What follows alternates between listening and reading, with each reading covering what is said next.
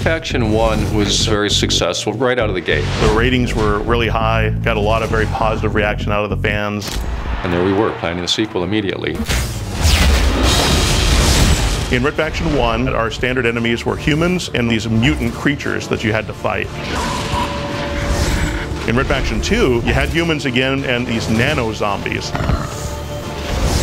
In Red Faction Guerrilla, we just stuck with the humans, but gave them some pretty nasty weapons and vehicles that you had to try to deal with. We really start to build up this sci-fi franchise. We've taken this and we've actually wrote Red Faction Armageddon. I didn't expect to see you again. It's a new story in the Mason lineage, but also we're kicking back to some of the old Red Factions as well. Looks quiet to me. You picking anything up? Negative. Something's not right. So there's an entirely different scale of enemies that you're going to be fighting, and therefore different tactics that you have to use.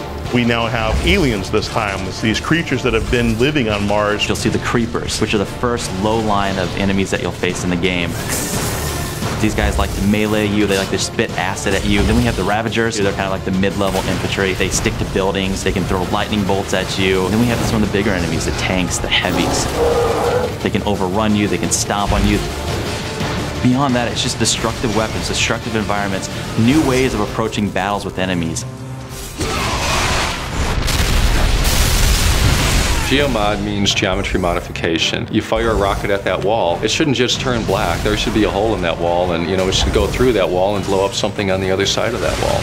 Our prime weapon, our signature weapon, is definitely the magnet gun. The magnet gun in Red Faction Armageddon is this amazing piece of weaponry where the player fires out an attractor, and then you fire out the second part, which is propelled towards whatever you put the attractor on.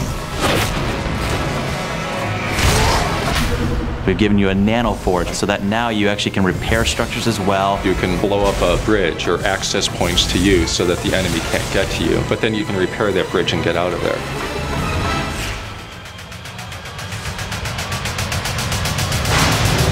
We've had a lot of fun being able to come up with some of these types of weapons that are really maximizing destruction. I think at the core of it, it is a game, it's entertainment, and it's got to be fun. I think we've really tightened it up with Red Faction Armageddon. It's still the only destruction game in town. We give a lot for fanboys, but we also want to cater this so if you're new to the Red Faction universe, you can jump in and see what you've been missing all these years.